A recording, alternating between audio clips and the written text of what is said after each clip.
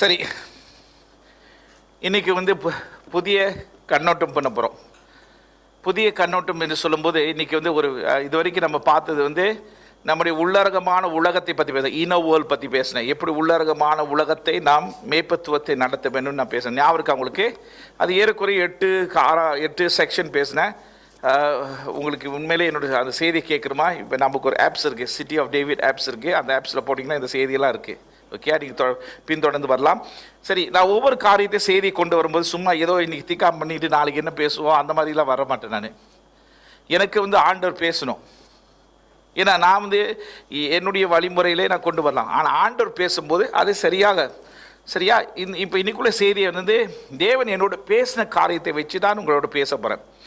ஒரு 2 வாரங்களுக்கு முன்பாக 3 வாரம் முன்பாக நான் தேவனுடைய சமூகத்திலே காத்திருக்கும் போது ஆண்டவர் என்னோடு பேசினார்.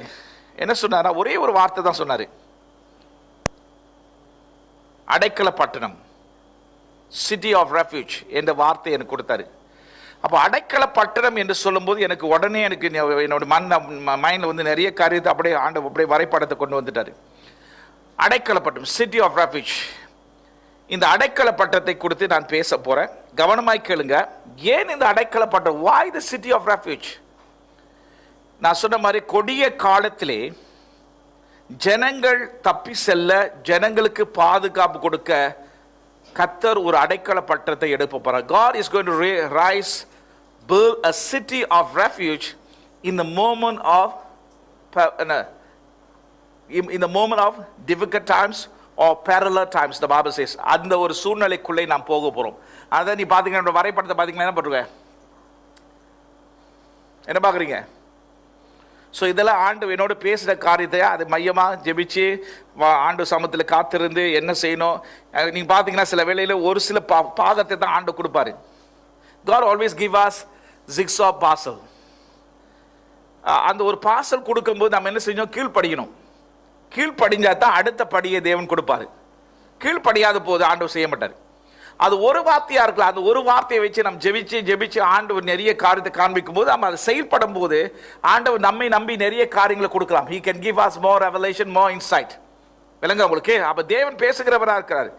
Our God is a living God. எத்தனை பேர் தெரியும் உங்களுக்கு? உயிருள்ள தேவன். ஆக உயிருள்ள தேவன் உயிர் உள்ளவர்களோடு பேசுவார். நீங்க எத்தனை பேர் உயிரோடு இருக்கீங்க? என்ன பாசம் உயிரோடு இருக்கீங்களே? ஏன்னா சில பேர் அப்படியே இங்க வந்த போதே என்னது நீங்கள் உயிர் இல்லாமல் ஆயிருவீங்க. எனக்கு விளங்குதான் உங்களுக்கு சொல்லுங்க. அந்த உயிர் இல்லாமல் ஆயிருக்குன்னு என்ன அர்த்தம்? அப்படி தூக்கம் இழுத்துரும், அப்படியே இதாயிரும். சரி, இன்னைக்குள்ளே செய்தியை நீங்கள் கவனமாக கேட்கணும். எங்கே போக போகிறோன்னு தெரியணும். எனக்கு ஒன்று தெரியும், ஆண்டு இந்த அடைக்கல பட்டணத்தை எழும்ப போகிறேன்னா ஒரு பெரிய காரியத்தை செய்ய போகிறார். The city of refuge is going to be a very very powerful in this last day. சரியா? சரி, என்ன போட்டிருக்கேன்? Building a city of refuge in என்னது? Parallel times. parallel times உங்களுக்கு தெரியும். இது எங்க இருக்கு? 2 தீமோத்தேயு 3ஆம் அதிகாரம் 1ஆம் வசனம். கொடிய காலம். அப்படி என்றால் என்ன? கொடிய காலத்தின் மத்தியிலே நாம் ஒரு அடைக்கல பட்டத்தை கட்ட வேண்டும். இதுதான் என்னோட தலைப்பு. Okay, building a city of refuge in a time of parallel times. Okay, இந்த காரியம் செய்ய போறோம். சரி, இதுல 3 காரியத்தை கொண்டு வர போறேன். இடம், நோக்கம், வரைபடம். place, purpose, picture. வரைபடத்தில் 2 காரியத்தை காண்பி, கிறிஸ்து, சபை. ஓகே, இதுதான் என்னுடைய அவுட்லைன். சரியா? இன்னைக்கு அது எந்த பகுதியில் பார்க்க போறோம்? என்னாக 35ஆம் அதிகாரம் 1ஆம் வசனத்திலே 34ஆம் வசனத்தை நீங்க வீட்டில் போய் வாசிங்க. இன்னைக்கு எல்லா வசனத்தையும் பார்க்க முடியாது. அடுத்து என்ன பார்க்க போறோம்? இது ஏன் இது போறீங்க? இந்த ஸ்லைட் வேணா.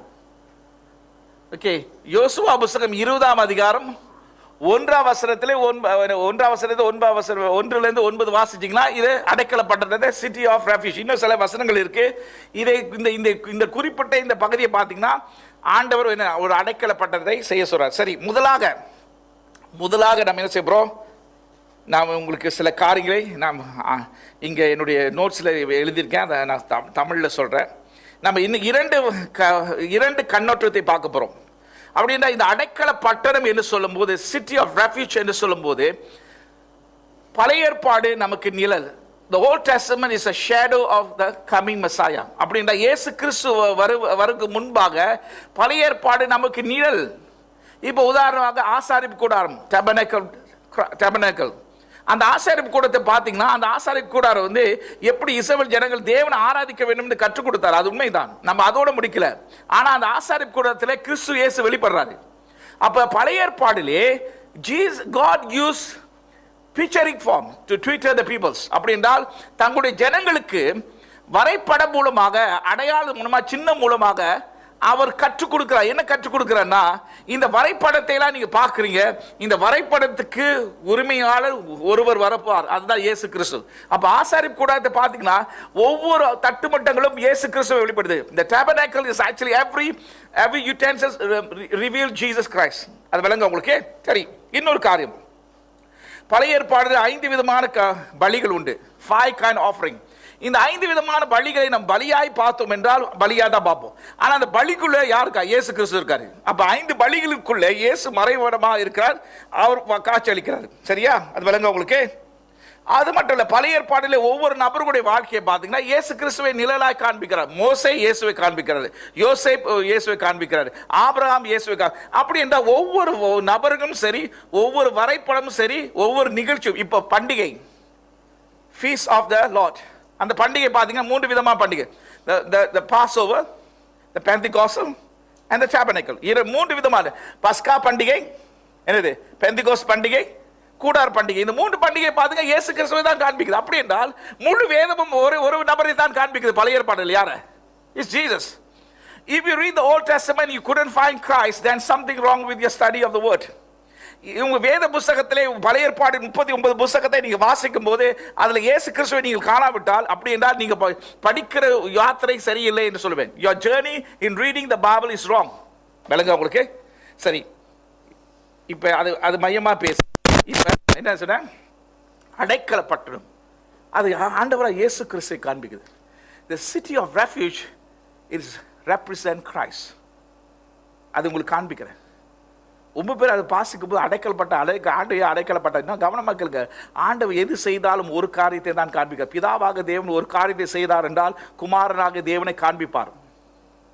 அப்படி இந்த அடைக்கல பட்டணத்தை இஸ்ரவேல் தேசத்திலே அவர் கட்டும்படி, அது நிலைநாட்டும்படி சொல்லும் போது அது மூலமாக இயேசு கிறிஸ்துவை வெளிப்படுத்துகிறார். அது நமக்கு தெரியும். அதை நான் உங்களுக்கு காண்பிக்க போறேன். விளங்க உங்களுக்கு? இரண்டாவது, அடைக்கல பட்டணத்தை நாம் பார்க்கும்போது it is not only represent Christ, it also resemble the church. சபையை அது வர்ணிக்க ஆரம்பிக்கிறது. சபை ஒரு அடைக்கல பட்டணமாக இருக்க வேண்டும். அப்ப நீங்க அடைக்கல பட்டணத்தை பார்க்கும்போது when you see and study about city of refuge, you can see many principles out of that to build the church. அப்படி இந்த சபையை எப்படி கட்ட வேண்டும் என்று அந்த அடைக்கல பட்டணத்தின் மூலமா அநேக கோட்பாடுகளை நாம் பார்க்கலாம். விளங்க உங்களுக்கு? விளங்குதா? இந்த 2 கண்ணோட்டத்தோடு தான் நாம் பார்க்க போறோம். we going to see journey towards these 2. விளங்க உங்களுக்கு? அதான் கிறிஸ்து சபை என்று போட்டுருங்க. பாத்தீங்களா? Christ and church. முதலாக we want to see the place. இடத்தை பார்ப்போம். ஓகே, இந்த அடைக்கல பட்டணத்தை குறித்து உங்களுக்கு சில இடங்களை பற்றி பேச போறேன். ஓகே, தேவன் தாமே இந்த இடங்களை நியமித்தார். God himself appointed the place that where the city of refuge is supposed to be. ஏதோ ஆண்டு வந்து திடீர்னு முடிவெடுக்க, he have always have a strategic plans. அப்படி என்றால் இந்த அடைக்கல பட்டணத்தை அவர் வைக்கும் போது இஸ் a strategic place. அப்படின்னா குறிப்பிட்ட ஒரு வட்டாரத்தில் வைத்தார், குறிப்பிட்ட காரியங்களை செய்கிற ஒரு இடம். விளங்க உங்களுக்கு? ஸோ ஆகிய அதை நாம் பார்க்க போறோம். முடியுமா? முதலாக இடத்தை பார்ப்போம். இடம் என்று சொல்லும் போது ஓகே, இஸ்ரவேல் தேசத்தை 2 பாகமா பிரிக்கலாம். தெரியுமா உங்களுக்கு? உங்களுக்கு தெரியுமா? எத்தனை தெரியும்? யோர்தான் நதியை வச்சு நீங்க பிரிக்கலாம். Jordan can separate 2 of the promised land. கானான் தேசத்தை பிரிக்கலாம். இன்னொன்று வந்து டிரான்ஸ் ஜார்டன் சொல்லுவாங்க. டிரான்ஸ் ஜார்டன் தான் ஜோர்டானுக்கு முன்பு. சோ இந்த 2களும் இஸ்ரவேல் ஜனங்களுக்கு கூறியிருந்தார்களா? The Israelite was saying absolutely. So 2 இடங்களை பார்க்கிறோம். அப்படி என்றால் there was we call it West Jordan, East Jordan அப்படி சொல்லுவாங்க சில பேர். ஓகே, 2 பாகம். அதுல நடுவுதான் என்னது? யோர்தான் நதி. அதான் பிரிக்குது. விளங்க உங்களுக்கு? சரி, இந்த 2 பாகத்திலே தான் பாத்தீங்கன்னா என்ன பார்க்கலாம்னா 3 நீங்க வாசிப்போம். மேபி வாசிக்கலாம். என்ன 35ஆம் அதிகாரம் எடுத்துக்கொள்ளுங்க. நீங்கள் லேவியருக்கு கொடுக்கும் பட்டணங்களில் அடைக்கலத்துக்காக 6 பட்டணங்கள் இருக்க வேண்டும். சபை பாருங்க, லேவியர்களுக்கு பட்டணம் கொடுக்கப்படணும். கவனமா கேளுங்க, லேவியர்களுக்கு சுதந்திரம் இல்லை. The Levites doesn't have inheritance. மத்த கோத்திரத்துக்கு சுதந்திரம் இருந்துச்சு. Other tribes have land, but the Levites don't have.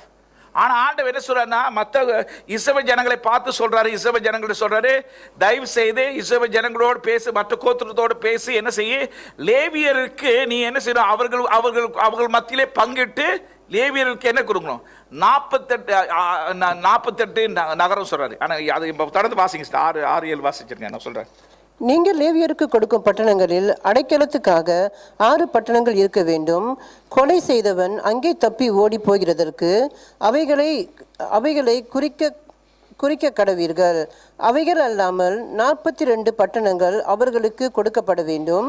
நீங்கள் லேவியருக்கு கொடுக்க வேண்டிய பட்டணங்கள் எல்லாம் 48 பட்டணங்களும். 48 பட்டணங்கள் அப்படின்னா எத்தனை பட்டணங்கள் அப்படின்னா, மற்ற கோத்திரங்களை என்ன செய்யணும், அவருக்கு பகிர்ந்து கொண்டு என்ன செய்யணும், லேவியர் கொடுக்கணும். அப்படி லேவியர்களுக்கு எத்தனை பட்டணம், 48 பட்டணம்.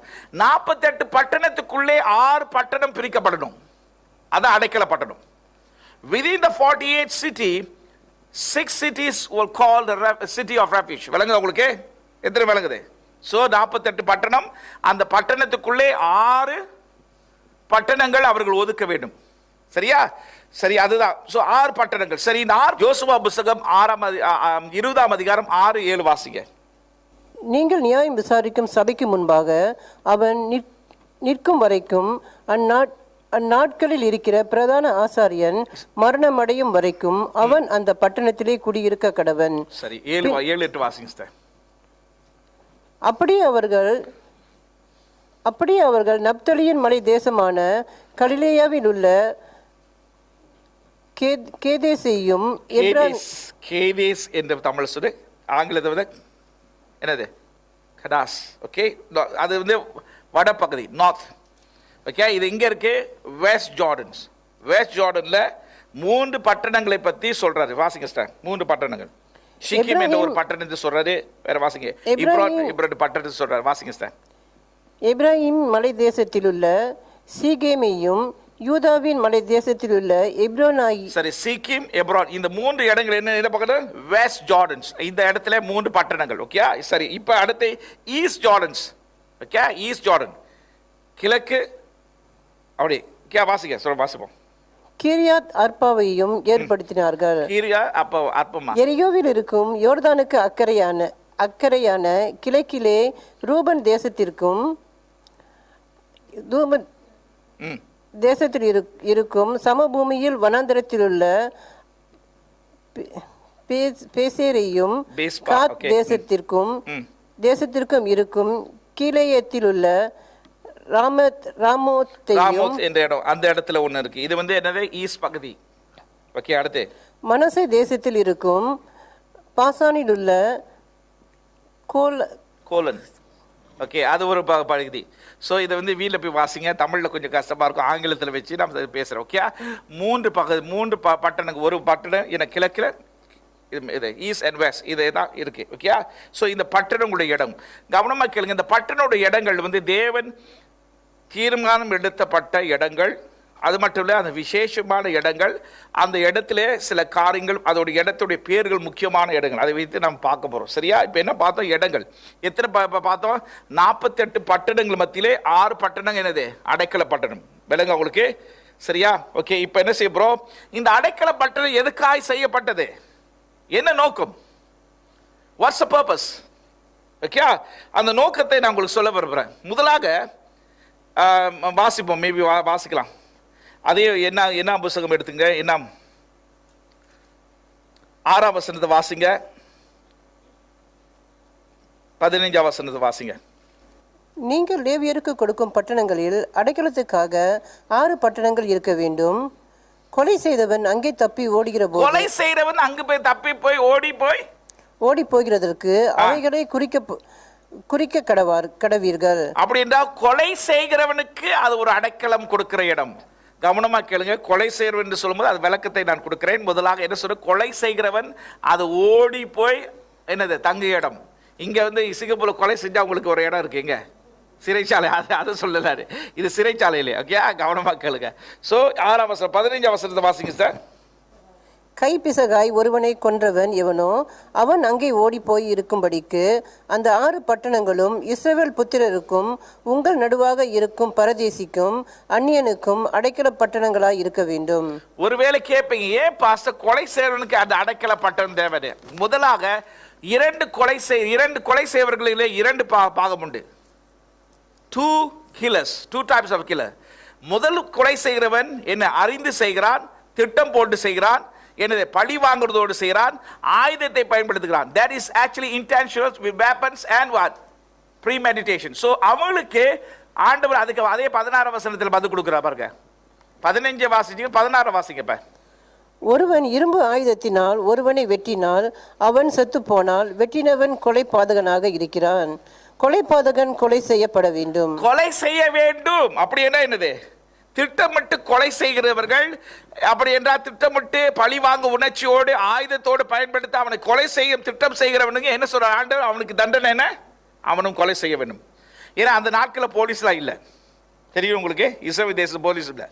ஸோ ஆண்டவர் அதுதான் சொன்னார். அப்படி என்றால் திட்டம் போட்டு, அப்படி இருந்தால் இந்த அடைக்கலப்பட்ட யாருக்கு? திட்டம் போடாதவர்களுக்கு, திட்டம் போடாதவர்களுக்கு. அப்படி உதாரணம் கொடுக்குறேன். இப்போ நான் கல் எடுத்து பொறுக்கி விளாண்டுட்டு இருக்கேன். இந்த கல் எடுத்து தூக்கி வீசுறேன். அப்படி திடீர்னு இப்போ ஜோசப்போட தலையில் போய் விழுது, மங்குன்னு விழுந்து என்ன செய்யுது? அவருக்கு தலையில் அடிப்பட்டு என்ன ஆகிட்டு? அவர் அங்கேயே இதாகிட்டாரு. என்ன ஆகிட்டாரு? அவர் அங்கேயே இறந்துட்டாரு. உதாரணம் கொடுக்குறேன், தயவு செய்து உதாரணம் தான். அப்போ நான் என்ன செய்ய? திட்டம் போட்டு செய்கிறேன்னா இல்லை என்னது? திட்டம் போட்டு செய்ததா இல்லையா? இல்லையே, நான் திட்டம் போடாமல் செஞ்சேன். நான் சும்மா கல் எடுத்து வீசினேன். அந்த கல் போய் அவர் தாக்கி அவர் உயிர் எடுக்கணும் எனக்கு தெரியாது. ஸோ திட்டம் போடாதவர்களுக்கு தான் இந்த அடைக்கல பட்டணம். விளங்க உங்களுக்கு? விளங்குதா? ஸோ அதை தான் ஆண்டவர் சொல்ற பாருங்க. ஆண்டவர் எப்படி நீதிபதியா இருக்கிறார். ஏன்? God is God of justice. திட்டம் போடுறதுக்கு செத்து போகணும், திட்டம் போடாம அறியாமை செய்யறான். ஏனென்றால் அந்த நாட்களில் பார்த்தீங்கன்னா வயல்வெளிகள் இருந்துச்சு, எக்ரிகல்ச்சர், கல் இருக்கும், இது இருக்கும், அவங்க நோண்டுவார்கள், அப்புறம் எக்ஸ் வெட்டுவாங்க. வேதத்தில் இருக்கு, உதாரணம் இருக்கு. அது வெட்டும்போது என்ன செய்யுது? அதோட தலை விழுந்து போய் பறந்து போய் ஒரு ஆள் மேலே விழுந்துச்சுன்னா என்ன செய்ய? செத்து போடுவானா இல்லையா? ஸோ அதற்காக அப்படி என்றால் ஆக்சிடென்டல் மர்டர். ஓகே, அப்படிப்பட்டவர்களுக்கு தான் அது அடைக்கலப்பட்டணும். அது கிளியரா இருக்கா? விளங்க உங்களுக்கு? சரி, இது எப்படி ஒப்பிட்டு பார்க்கலாம்? நீங்களும் நானும் கொலை பார்க்கறீர்கள், தெரியுமா உங்களுக்கு? How many of you know that you and I are murderer? நான் கொலை செஞ்சவன். பாச கொலை செஞ்சுக்கலாம். பாவியா இருக்கும்போது எத்தனை கிறிஸ்து இயேசுக்கு விரோதமா பல காரியங்களை செஞ்சோம். we are murderers. உண்மையா இல்லையா? உண்மையா இல்லையா? சொல்லுங்களேன். அப்ப பழைய ஏற்பாடிலே இந்த அடையாளத்துக்கு பாருங்க என்ன சொல்ற. 15ஆம் வசனத்தை மறுபடியும் வாசிப்போம். கைப்பிசகாய் ஒருவனை கொன்றவன் எவனோ அவன் அங்கே ஓடிப்போய் இருக்கும்படிக்கு அந்த 6 பட்டணங்களும் இஸ்ரவேல் புத்திரருக்கும் உங்கள் நடுவாக இருக்கும் பரதேசிக்கும் அந்நியனுக்கும் உங்கள் மத்தியில் இருக்கும் பரதேசிக்கும் அந்நியன் அப்படின்னா எல்லாத்துக்கும், அப்படின்னா அடைக்கல பட்டத்தில் எல்லாருக்கும். அப்படின்னா என்ன? அறியாமையினால் செய்த கொலை, அவனால் திட்டம் போடாத ஒரு கொலை, அவர்கள் தப்பி செல்ல அதுக்கு ஒரு அடைக்கலை கொடுக்கிற இடம். அப்படி என்றால் நீங்களும் நானும் அநேக பாவங்களை செய்தோம். உண்மையா? நீங்க செஞ்சலையா? நான் செஞ்சிருக்கேன். செய்யாத பாவம்லாம் செஞ்சிருக்கேன். ஸோ அதெல்லாம் கொலை, திட்டம் போட்டு செஞ்ச காரியங்கள், திட்டம் போடாத காரியங்கள். உண்மை தானே? நானும் கண்ணனும் ஞாபகம் இருக்கு. திட்டம் போட்டு ஒருத்தர் வெளுக்கிறதுக்கு விடிய காலையில் 6 மணிக்கு கரெக்டாக எழுந்திரிச்சு 3 பேர் போனோம். நல்ல இரும்பு வச்சுக்கிட்டு அவனை வெளுத்து கட்டுறது தான். ஸோ இறங்கணும். ஆனால் அவன் என்ன பாருங்க, அவனை நாங்கள் நடுவில் போகிறோம், அவங்கள பார்த்த பிறகு அலறி ஓடிட்டான். பெரிய அல்லூர் அப்படி தாண்டிட்டான். ஆனால் திட்டம் போட்டுட்டு அன்றைக்கி வெளுத்து கட்டியிருப்போம் அவனை. பாச இப்படி கூட நீங்கள் செஞ்சீங்களா? அது எனக்கு பூர்வீகத்தின் புஸ்தகம். விளங்க உங்களுக்கு? அது திட்டம் போட்டு செய்யறது. ஸோ என்ன சொல்றேன்னா பல காரியங்கள் செய்தோம். அப்படி என்றால் நமக்கு ஒரு அடைக்கல பட்டம் இருந்தது. யாரு? நம்முடைய ஆண்டவராய் இயேசு கிறிஸ்து. அவர் மூலமாகத்தான் நீங்களும் நானும் அடைக்கல பட்டத்துக்குள்ளே வந்து நமக்கு பாதுகா. Jesus was a city of refuge that has redeemed us so that we will not be vengeance. விளங்க உங்களுக்கு? சரியா விளங்குதா? So பழைய ஏற்பாடுடைய கதையை புதிய ஏற்பாடுக்கு கொண்டு வர. I'm trying to connect the Old Testament story to the New Testament. So the Old Testament when the murderer went, பாருங்க, கொலைனா கொலைதான். Murder is murder. அறிஞ்சு செஞ்சாலும் சரி, அறியாமல் செஞ்சாலும் செத்து போயிட்டானே. இப்போ வாகனத்தை ஓட்டும் போது சரி வேகம் போட்டு ஒருத்தர் அடிச்சுட்டாலும் அது கொலை தானே. பட் அது வந்து மர்டர் அண்டர் மர்டர் சார்ஜ் பண்ணுவாங்களா? இல்லையே, இட் இஸ் நாட். ஸோ என்ன செய்யுங்க, அறியாமையினால் உண்டாகிற காரியம். ஸோ அதை கொலை தான். ஸோ பாவம் தான். ஸோ அந்த பாவத்துக்காக தப்பி செல்ல ஒரு அடைக்கல பட்டணத்தான் நம்முடைய ஆண்டவராக இயேசு கிறிஸ்து. விளங்க உங்களுக்கு? I mean, we understood that the city of refuge is Jesus himself become the refuge for all the sinners. விளங்க உங்களுக்கு? எதிரும் விளங்குது, அதை தான் அது காண்பிக்குது. சரியா? சரி, அது மட்டும் இல்லை. சரி, இப்போ நம்ம என்ன செய்வோம்னா, அது உங்களுக்கு இது முகவரி கொடுத்துட்டேன். என்னது நோக்கத்தை கொடுத்துட்டேன். என்ன நோக்கம்? யார் எல்லாம் அறியாமையினால் செய்யும் போது அது ஓடுது. அதை எப்படி நமக்கு ஒப்பிட்டு காட்டோ? பாவிகள். சரி, இதை பழி வாங்குறது யார் பழி வாங்குவா? பழைய ஏற்பாடிலே பார்த்தீங்கன்னா, இப்போ ஒரு ஆளுடைய ஒரு ஆளை கொலை செய்யப்பட்டான் அப்படின்னா, திட்டம் போடாத கொலை செய்யப்பட்டான். அவங்க என்ன சொல்லுவாங்க, அவன் செத்து போனதுனால அவருக்கு என்ன பழி வாங்குவார்கள். அது பழி வாங்குறதுக்காக அவனை விரட்டுவார்கள். அவன் விரட்டும் போது அவன் என்ன அடைக்கல பட்டணத்துக்குள்ள ஓடுவான். ஓகே, சரி. இன்னைக்கு நம்முடைய வெஞ்சன் ஆஃப் த பிளாட் யாரு? சாத்தான். உங்களை பின்தொடர்ந்து வர மாட்டானா? The vengeance of your blood is Satan's. So பழைய ஏற்பாட்டிலே அவர்கள் பழி வாங்குறதுக்காக அவனை துரத்துறார்கள். ஆனால் புதிய ஏற்பாட்டிலே நமக்கு விரோதமாக இருக்கிற யார்? இப்போ சாத்தான் நம்மை பழி வாங்குறதுக்கு, நம்முடைய ரத்த பலிக்காக, நம் செய்த பாவத்துக்காக நம்மை பின்தொடர்ந்து வந்து நம்ம அழிக்கும்படி வருகிறான். ஆனால் நம்ம அடைக்கலப்பட்டமாக ஆண்டவராக இயேசு கிறிஸ்துவுக்குள்ளே நுழையும் போது என்ன நடக்குது? பாதுகாப்பு. ஓகே, அதுதான் இந்த வரைபடத்தை காண்பிக்குது. விளங்குது உங்களுக்கு? எத்தனை விளங்குது? விளங்குச்சா இல்லையா? இது நான் வாசிக்கும் போது எனக்கு ஆண்டவர் துதிக்க சொல்லுது. உங்களுக்கு எப்படி சொல்லுது? I celebrate God. Why? He is a city of refuge that saved the murderer. விளங்க உங்களுக்கு? சரி, அதை தான் அது காண்பிக்க. ஸோ எதுக்காக ஓடுறார்கள்? சரி, இன்னொரு சரி, இப்போ நம்ம என்ன செய்ய போகிறோம்? இப்போ உடனே நான் என்ன செய்ய போகிறேன்? பிக்சர் வரைபடத்தை போகிறேன். சரியா? முதலாக இடத்தை பார்த்தோம், நோக்கத்தை பார்த்தோம். ஓகே, நோக்கத்தை பார்த்துட்டோம். நீங்களும் நானும் பாவிகளுக்கு அடைக்கல பட்டணமாக இயேசு கிறிஸ்து வந்தார். அந்த அடைக்கல பட்டணம் மூலமா நமக்கு பாதுகாப்பு உண்டு. விளங்க உங்களுக்கு? கிளியரா இருக்கா? சரி, இப்போ எனக்கு என்னோட முக்கியமான பாயிண்ட் இங்கே தான். ஓகே, இந்த 2 காரியத்தை உங்களுக்கு காண்பிக்க போறேன். இதை தான் நான் வந்து உங்களுக்கு பில்ட் பண்ண போறேன். சரி, முதலாக இந்த அடைக்கல பட்டம், the city of refuge, இந்த அடைக்கல பட்டத்துக்குள்ளே ஆண்டவராக இயேசு கிறிஸ்து வெளிப்படுறாரு. அதை உங்களுக்கு காண்பிக்க. I want to show you the many pictures of Jesus Christ is revealed in the city of refuge. இந்த அடைக்கல பட்டணத்துக்குள்ளே ஆண்டவராக இயேசு கிறிஸ்து பல கோணத்திலே வெளிப்படுகிறார். அதை உங்களுக்கு காண்பிக்க போறேன். சரியா? அது மட்டுமல்ல, இந்த அடைக்கல பட்டம் 6 பட்டணம், 2 இடங்களிலே, 2 இடங்கள், 3 இதெல்லாம் இதோடைய அர்த்தங்களை நான் உங்களுக்கு காண்பிக்க போறேன். வேதத்தை வாசிக்கும் போது நமக்கு அதெல்லாம் தெரியணும். ஆண்டவர் இங்க 3 வைக்கிறாரு, 6 வைக்கிறாரு, 10 வைக்க கூடாது, 7 வைக்க கூடாது? Why not 10? Why not 7? Why 6? இங்க 3 அங்க 3? 2 இடமா பிரிக்கிறாரு? இதெல்லாம் வேதத்தில் அர்த்தம் உண்டு. இந்த அர்த்தத்தை நம்ம விளங்கி கொள்ளாவிட்டா நம்ம என்ன சும்மா வாசிப்போம். இதுல உங்களுக்கு நிறைய உண்மைகளை காண்பிக்க போறேன். காண்பிக்கலாமா? முடியுமா? சரி, முதலாக 6 பட்டணம். Why 6? ஏன் 6 பட்டணம் பிரியமானவர்களே? ஏன்னா 6ஆம் நாளிலே மனிதன் உருவாக்கப்பட்டான். The 6 days man was created. விளங்க உங்களுக்கு? சோ என்னத்தை பார்க்கிறோம்? 6 பட்டணங்கள். இந்த 6 பட்டணம் ஏன் காண்பிக்கிறார்னா, God commanded city of refuge be set up for the refuge of God might be brought to mankind. அப்படி என்றால் என்னது? இந்த 6 பட்டணத்தை ஏன் செய்தார் என்றால், இந்த 6 என்று சொல்லும்போது மனிதன் என்று சொல்லுது.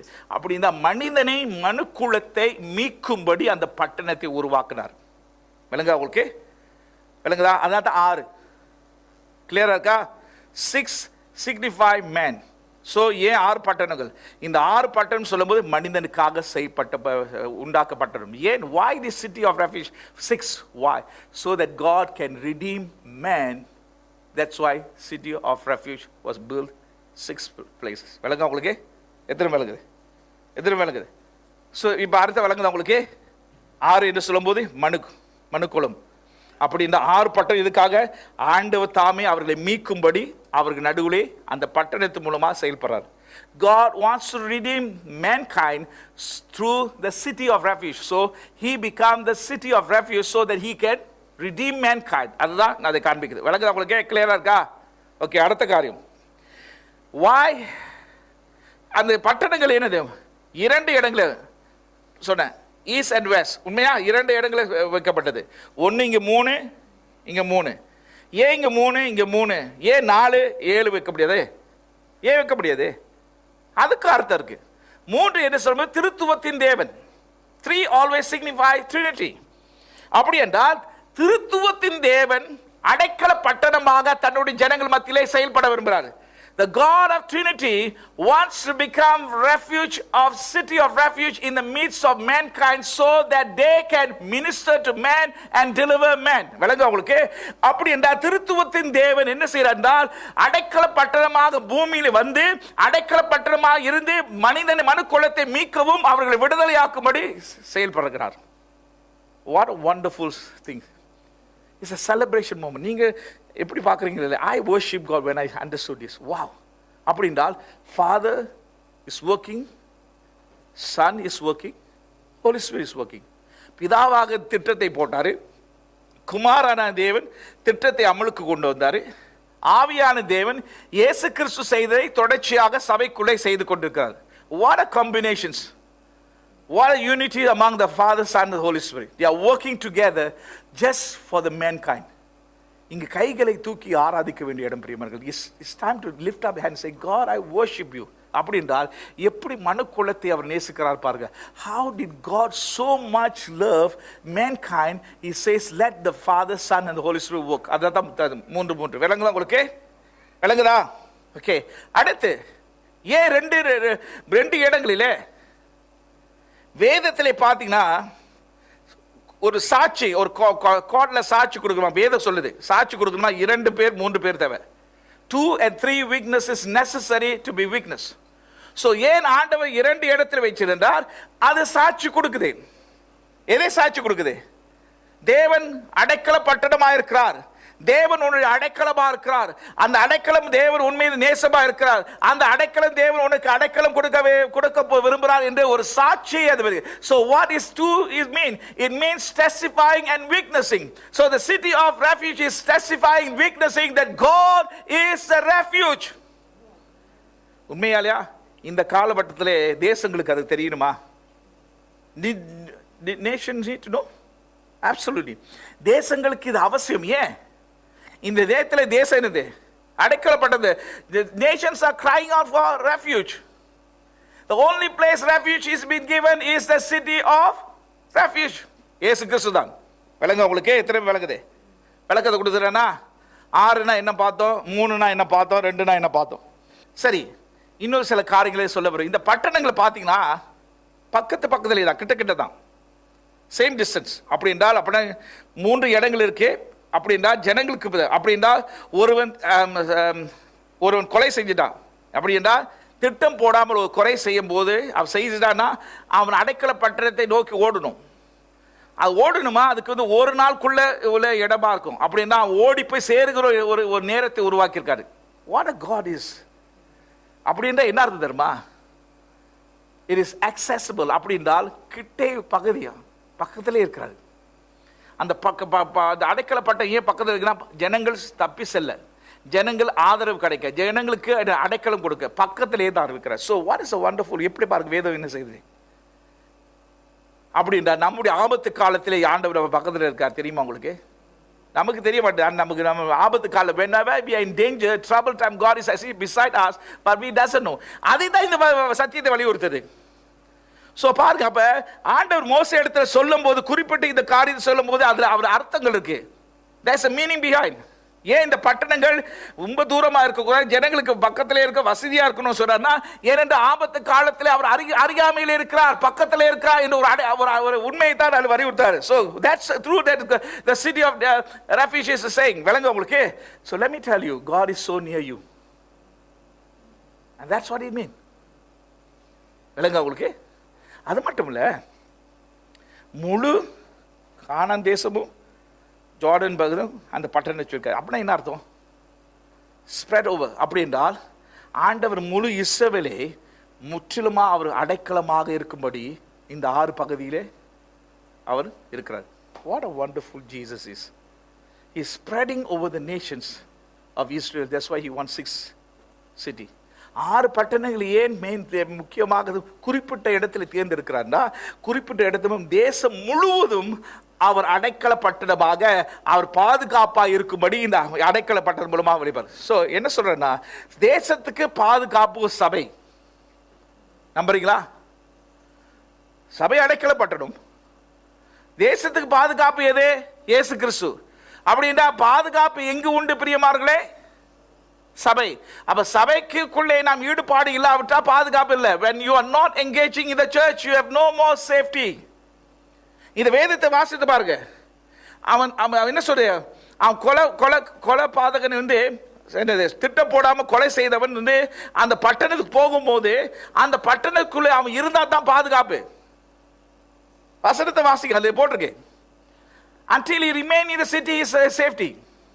பட்டணத்தை வெளியே தாண்டினானா கொலை பாதகன் அவனை கொலை செய்தானா அதுக்கு ஒண்ணும் இல்லை. பட்டணத்துக்குள்ளே தான் பாதுகாப்பா. அப்ப நம்முடைய பாதுகாப்பு எங்க? இயேசு கிறிஸ்து. நம்முடைய பாதுகாப்பு எங்க? சபை. எப்பொழுது இயேசு கிறிஸ்து சபை விட்டு நாம் விலகுகிறோமோ பாதுகாப்புடைய நீதியிலிருந்து விலகுகிறோம். when we come out of the protection order, பிசாசானவன் நம்மை தாக்குவான். manslaughter will come. அப்படின்னா என்னது? the vengeance of the blood will come. அதை தான் நீங்க காமிக்குது உங்களுக்கு. ஸோ தயவு செய்து இந்த கடைசி நாட்களே நம்முடைய மறைவிடம், நம்முடைய அடைக்கல பட்டணம் யார் தெரியுமா? இயேசு கிறிஸ்து. நம்முடைய அடைக்கல பட்டணம் யார் என்ன தெரியுமா? சபை. சபையிலே தான் பாதுகாப்பு உண்டு. that's a place you have protections. விளங்க உங்களுக்கு. ஸோ அதை தான் இது காண்பிக்குது. கிளியரா இருக்கா? கிளியரா இருக்கா? சரி, வேற என்ன காரியம்? இன்னொரு என்ன காரியம் என்ன இன்ட்ரெஸ்டிங்னா, வேதத்தில் பார்த்தீங்கன்னா இந்த பட்டணத்துக்கு போகிற ரோட்டை சுத்தமாக வச்சிருப்பார்க்கலாம். ஆண்டவரே சொல்றாரு, அந்த ரோட்டு பாதை போறதுக்கு விசாலமான ரோடு, கரடு முருகா இருக்காது, தப்பி செல்றதுக்கு சுலபமாய் ஓடி போயிருக்கு. அப்படிப்பட்ட ஒரு பாதையை உருவாக்குவாராம். வேதம் சொல்றது, மோசே மூலமா சொல்றாரு, ரோட விசாலமாக்கு, தடை வரக்கூடாது. என்ன அடைக்கலத்துக்காக ஓடுற வந்து அந்த ரோடு குறுகியாச்சுன்னா அவன் வந்து அடைக்கலத்து பட்டத்துக்குள்ள நுழைய முடியாது. அதனால அவனுக்கு பழி வாங்குறவன் பழி வாங்கிடுவான். அப்ப பாருங்க, அந்த அடைக்கல பட்டத்துக்கு போறதுக்கே ரோட விசாலமாக்குறான். அப்படி மட்டும் இல்ல, நீ பாத்தீங்கன்னா எங்கும் அடையாளம் இருக்குப்பா, சைன் போஸ்ட். அந்த அடையாளம் என்ன சொல்லுமா? அடைக்கலப்பட்ட இங்க இருக்கு, அடைக்கலப்பட்ட அங்க இருக்கு. அப்படி என்றா இதெல்லாம் தெளிவாக ஆண்டவர் செய்றாரு. அப்படி என்ற இந்த கடைசி நாட்களிலே ஜனங்களுக்கு, உலகத்து ஜனங்களுக்கு, தேசத்துக்கு அடைக்கலப்பட்டத்துடைய அடையாளம் சைன் போஸ்ட் நீங்களும் நானும் தான். You and I are the sign post. மறந்து விடாதீங்க. If the sign post is not working, என்ன நடக்கும்? People will never reach the city of refuge. கேள்வி, நீங்க சரியான சைன் போஸ்டா இருக்கீங்களா? சைன் போஸ்ட் பாத்தீங்க சார், ரோட்டில் பாத்தீங்கன்னா நேரம் இருக்கும், காட்டும். ஆனா சரத்தில் பாத்தீங்க இப்படி இருக்கும். இப்படி போச்சு என்னது? காட்ட வேண்டிய இடத்துக்கு காட்டாம டைரக்ஷன் போயிடும். So you and I are the sign post for the city of refuge. அப்படின்றால் நீங்களும் நானும் பாதை காட்டுகிறவர் ஒரு அடையாளம். அந்த அடையாளத்தை பார்த்து தான் அவர்கள் யாரை நோக்கி ஓடுவார்கள்? அடைக்கலப்பட்டமான இயேசு கிறிஸ்து ஓடுவார்கள். உங்களை பார்த்து இயேசு கிறிஸ்து ஓடாம இருந்தீங்களா? என்ன அர்த்தம் தெரியுமா? If people seeing you, you are not a signpost for others to go to Christ, then you are not doing your work. அப்படின்னா நீங்கள் அந்த அடைக்கல பட்டணத்துக்கு சின்னமாக அடையாளமா இருந்து உங்களோட அடையாளத்தோட வேலை செய்யாத போது ஜனங்களே எங்க என்ன அடைக்கல பட்டணமா இயேசு கிறிஸ்து. அதான் பரிசேயர்களை பார்த்து ஆண்டவர் சொல்றாரு, நீங்களும் உள்ளுக்கு நுழைய மாட்டீங்க, மற்றவர்கள் உள்ளுக்கு நுழைய தடை செய்றீங்க. நான் கவனமா கேளுங்க, இதுதான் என்னோட கேள்வி. உங்களுடைய வாழ்க்கை, is your life a signpost to show the city of refuge? உங்களுடைய வாழ்க்கை அடைக்கல பட்டணத்தை காண்பிக்கிற ஒரு சின்னமாக அடையாளமா இருக்கா? உங்களை பார்த்து அநேகர் இயேசுக்குள்ள வர முடியுமா? உங்களை பார்த்து சமாதானம் என்னன்னா தெரியுமா? அவ்விதமாய் நீங்கள் அடைக்கல பட்டணத்துக்கு சின்னமாய் இல்லாவிட்டால் you fail to be what God wants. பாருங்க, அந்த ரோட்டு என்னது? கரடு மூடமா இருக்கக்கூடாதாம். பாதைகள். So way must be clean. அப்படி என்றால் நீங்களும் நானும் என்னது? தேவனுக்கு வழி கட்டியா இருக்கும். we are the roadways for God. உங்க மூலமா தான் அவங்க என்ன இயேசு கிறிஸ்துவை அடைய முடியும்.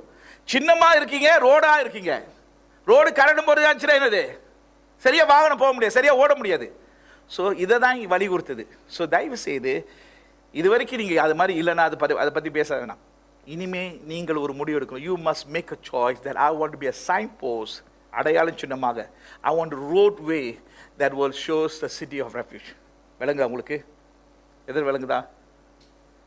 கிளியரா இருக்கா? ஸோ இதுதான் அது காண்பிக்குது. சரி, அது மட்டும் இல்லை, இந்த அடைக்கல பட்டணத்திலே அந்த கொலை பாதகன் எவ்வளவு நாள் அங்கே இருக்கணும்? சற்று முன்பா தான் வசனத்தை வாசிச்சாங்களே சித்த, எங்க பிரதான ஆசாரியன் சாகும் வரை அவன் இருக்கணும். பாருங்க, அடைக்கல பட்டணத்துக்குள்ளே பார்த்தீங்கன்னா அங்கு பிரதான ஆசாரியர்கள் வைக்கப்படுவார்கள். All the city of refuge have high priest. ஒரு தலைமை பிரதான ஆசாரியன் இருப்பாங்க. அடைக்கல பட்டணத்துக்குள்ளே ஓடி வருவர்கள் அந்த அடைக்கலத்துக்குள்ளே பாதுகாப்பு இருக்கிறதால அந்த பிரதான ஆசாரியன் மூலமாக. சரி, நம்முடைய பிரதான ஆசாரியன் யாரு? Who is our high priest? இயேசு கிறிஸ்து. எபிரேயர் 7:25 சொல்லுது, அவர் நம்முடைய பிரதான ஆசாரியர் இருந்து நமக்காக அவர் என்ன செய்யறாரு? அப்ப அந்த அடைக்கல பட்டணம் இயேசு கிறிஸ்து மாத்திரமல்ல, அந்த அடைக்கல பட்டணத்துக்குள்ளே யார் இருக்கிறா? நம்முடைய பிரதான ஆசாரியன் யார்? இயேசு கிறிஸ்து. நமக்காய் பரிந்து பேசுறாய். He is interceding for you and me. அதை தான் வரைபடம். அப்படி என்ன, அந்த கொலை பாதகன் ஓடி வந்து அங்க தங்கும் போது அவனுக்காக யார் ஜெபிக்கிறா? பிரதான ஆசாரியன். What a wonderful picture.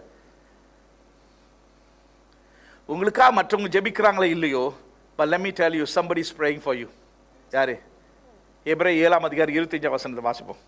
மேலும் நமது மூலமாய் தேவனிடத்தில் சேருகிறவர்களுக்காக வேண்டுதல் செய்யும்படி அவர் எப்பொழுதும் உயிரோடு